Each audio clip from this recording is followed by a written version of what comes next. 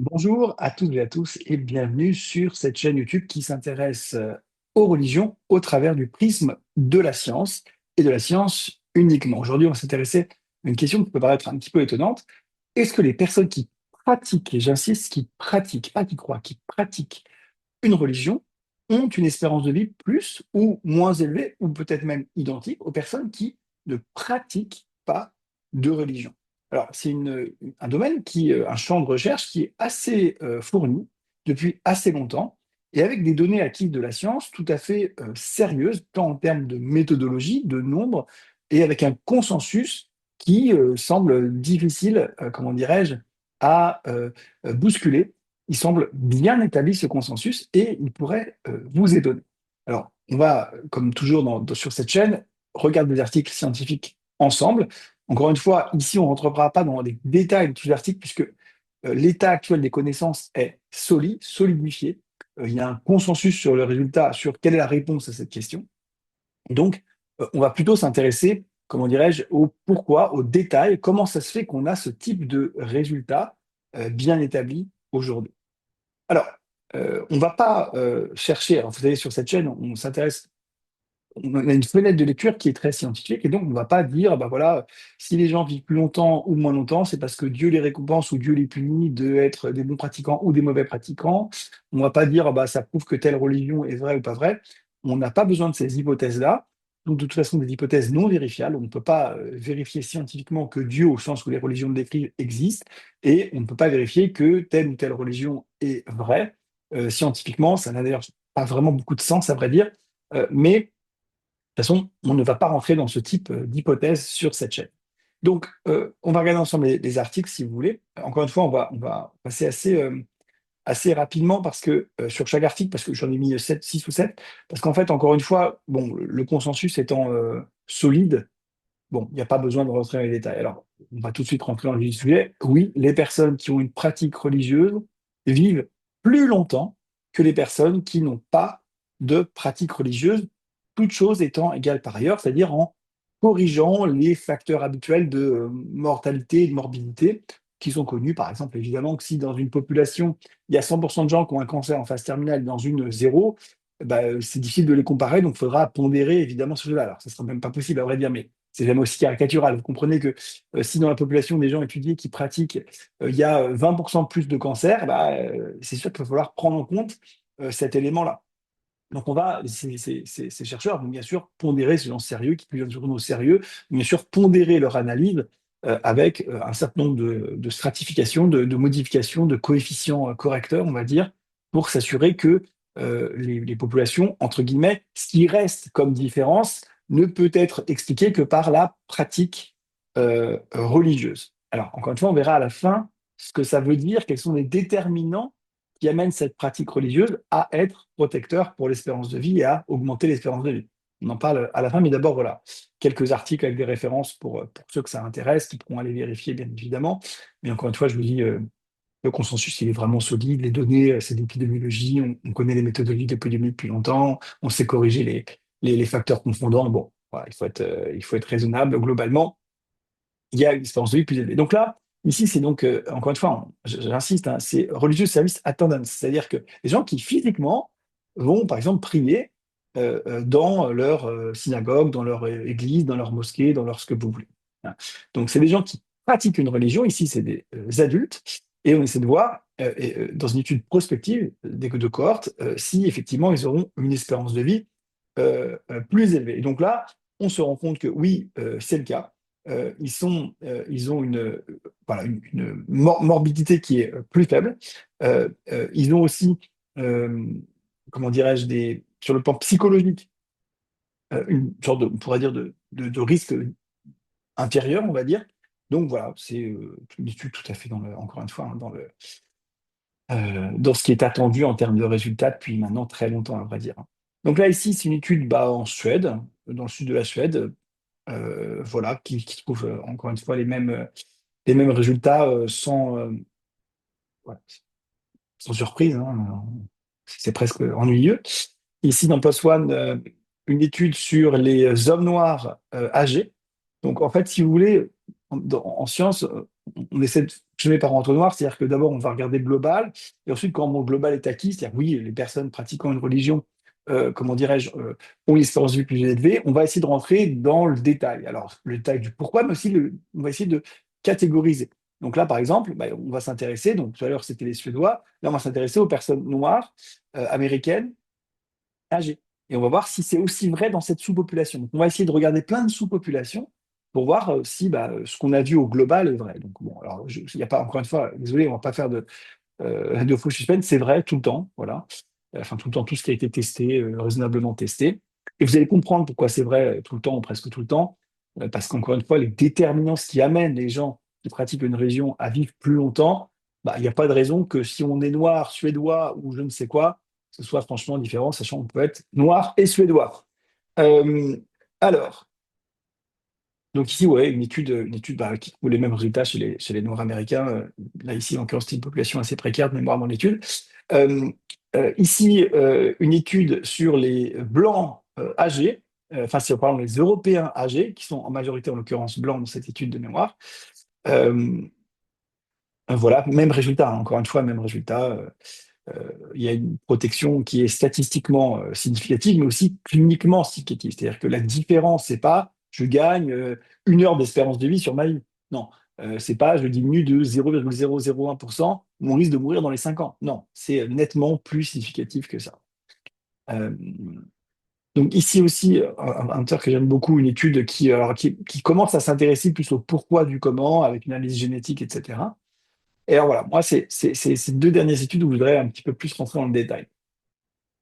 La question, c'est qu'est-ce qui médiate, c'est-à-dire qu'est-ce qui médie, qu'est-ce qui amène finalement, qu'est-ce qui explique cette association entre la pratique religieuse et la mortalité. Comment ça se fait que les gens qui pratiquent une religion vivent factuellement plus longtemps?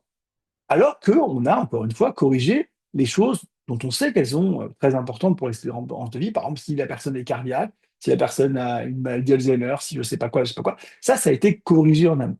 Donc, qu'est-ce qui peut être dans le mode de vie, va faire que ces personnes vont vivre plus longtemps? Et donc là, il y a deux études dont je voulais vous parler.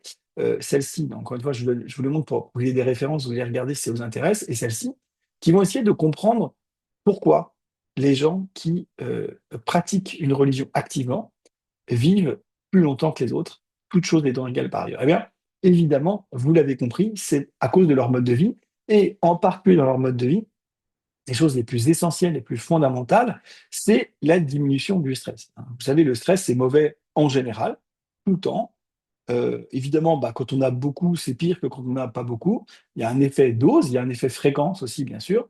Si on a du stress à très petite dose, mais toute la journée, bah, c'est vraiment pas terrible. Si on a un énorme stress, même qu'une ou deux fois dans sa vie, c'est aussi pas terrible. Et si évidemment on a beaucoup de stress tout le temps, bon, bah, là c'est catastrophique.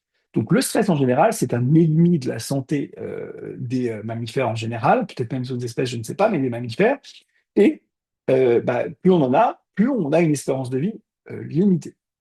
Plus ça va venir détraquer plein de choses dans l'organisme, sur le plan purement biologique. Hein, la stimulation des surrénales et la stimulation du cortisol qui en résulte va venir altérer quelque part l'ADN des individus, pour faire simple, et va venir voilà, dégrader l'organisme. Hein. On peut vraiment voir ça comme ça, aussi simplement que ça. Et donc, bien sûr, la pratique d'une religion a un effet protecteur sur le stress de manière importante. Alors, et ça par plusieurs moyens. D'abord, la plupart des pratiques religieuses, en tout cas dans les pays occidentaux, mais j'imagine ailleurs, dans les trois grandes religions monothéistes, mais d'autres également, se fait en groupe. En groupe. La prière est en groupe. Alors, le groupe, c'est quelque chose qui est fondamental dans la taille de l'effet de cette protection de la pratique religieuse dans l'espérance de vie, puisque le groupe, c'est quelque chose qui est extraordinairement nécessaire et rassurant pour un être humain. C'est-à-dire qu'un être humain qui est privé de groupe va moins bien qu'un être humain qui n'est pas privé de groupe. Nous sommes une espèce sociale, sociable et grégaire, et donc on a un besoin de sentiment d'appartenance effective à un groupe. Quand on a ce sentiment d'appartenance effective à un groupe qui est rempli en soi, on va globalement mieux en moyenne que quelqu'un qui ne l'a pas. Encore une fois, ça ne veut pas dire que quelqu'un qui n'a pas ça va très mal, il peut aller très bien, même mieux que tout le monde. Personne ne dit ça. Là, on parle sur des populations importantes, on parle d'épidémiologie, on parle en moyenne. D'accord? Donc, le groupe a un effet extraordinairement protecteur en sentiment purement interne. Le groupe, il a aussi un effet protecteur par la sociabilité. C'est-à-dire qu'au-delà de savoir que j'appartiens à un groupe, ce qui est quelque chose de rassurant, bah, en fait, le fait d'appartenir à un groupe fait que je vais entretenir plus de relations sociales que si je n'appartiens pas à un groupe. En moyenne, encore une fois, on est en moyenne. Et donc, ça, c'est aussi quelque chose dont on sait que c'est extraordinairement efficace. D'ailleurs, une bonne partie de l'explication de l'effet des psychothérapies, quelle qu'elle soit, c'est l'interaction sociale qualitative que j'aurai avec mon psychothérapeute. D'ailleurs, quand on compare, quand on met un groupe placebo contre des psychothérapies, quelles qu'elles soient, mais que le groupe placebo est qualitatif, c'est-à-dire que bah, ce n'est pas une psychothérapie officiellement, effectivement, mais c'est avoir des relations sociales, jouer à je ne sais quoi, à quel jeu, avec quelqu'un qui aura une bienveillance avec soi, eh bien, l'effet des psychothérapies devient difficilement perceptible par rapport à ce placebo, parce qu'en fait, ce placebo, il est une psychothérapie quelque part. Être en interaction sociale bienveillante avec des gens, c'est bon pour mon cerveau et pour mon corps. Donc, je me sens appartenir à un groupe, j'appartiens effectivement à un groupe et donc j'entretiens des relations sociales qualitatives avec de nombreuses personnes et de manière très fréquente. D'accord? Donc, ça aussi, c'est extraordinairement important dans la qualité de vie et donc dans l'espérance de vie. Il y a aussi, bien sûr, la régularité. C'est-à-dire que quelqu'un qui va tous les matins à la même heure prier au même endroit, eh bien, il y a un effet de régularité, par exemple, sur son cycle veille-sommeil, déjà, tout simplement. C'est-à-dire qu'il va tous les jours se lever à la même heure, tous les jours se coucher à la même heure. Il y aura une régularité qui va être aussi apaisante psychologiquement, d'accord? Il y aura moins fréquemment d'inattendus, peut-être, dans sa vie. Encore une fois, en parlant en moyenne, hein, il peut y avoir des contre-exemples, on ne parle pas d'individus là. Ne mettez pas un commentaire, oui, mais moi, oui, mais je connais quelqu'un qui parle en moyenne. Et donc, ça aussi, c'est positif pour l'individu, y compris, par exemple, dans les périodes assez délicates à manager, comme la retraite, chez les personnes âgées, plus ou moins âgées, qui prennent leur retraite. Vous savez que c'est un facteur de stress, la retraite, qui peut être particulièrement dangereux. Alors, il y a des gens qui gèrent très bien leur retraite, encore une fois, c'est pas la question. Puis il y a des gens chez qui ça va être vraiment un vrai facteur de stress. Et donc, le fait de pouvoir continuer une activité qu'ils avaient commencé avant et avoir comme ça cette régularité dans leur mode de vie, c'est aussi quelque chose qui est de nature à apaiser. Donc, il y a aussi cet effet de régularité.